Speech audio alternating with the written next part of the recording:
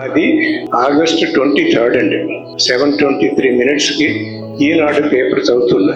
అప్పుడు రాజశేఖర రెడ్డి గారు జీవో 21 అని ఇచ్చారండి. Allotting crores of monies for the construction of new churches, old churches renovation కి.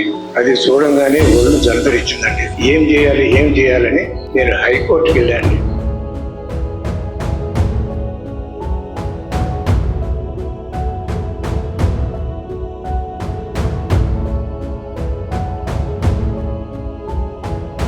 అందరికీ తెలుసు, కొన్ని సంవత్సరాల నుంచి తిరుపతిలో ఎటువంటి సమస్యలు వచ్చినాయి, ఎలా మనం పరిష్కరించవచ్చు అన్న ఉద్దేశంతో నేను చాలా సంవత్సరాల నుంచి పోరాడుతున్నాను. 19 years నుంచి. మనందరికీ తెలుసు లడ్డు విషయం ఏమైందో, ముంతాజ్ హోటల్ గురించి మనకు తెలుసు, తబ్లీగీ జమాతుల గురించి తెలుసు, లూలు మాల్ గురించి తెలుసు.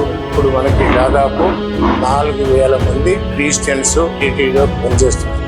ఎన్టీ రామారావు గారు 1987లో తిరుమల, తిరుపతి, తిరుచానూరుని ఒక పుణ్యక్షేత్రంగా డిక్లేర్ చేయమని ఆయన ప్రపోజ్ చేశారు. ఆయన కంప్లీట్ చేయలేదు. మేమేమనుకుంటున్నామంటే తిరుపతిలో ఉన్న సమస్యలన్నీ తొలగిపోవాలి అంటే ఇది డిక్లేర్ చేస్తే గాని పోదు.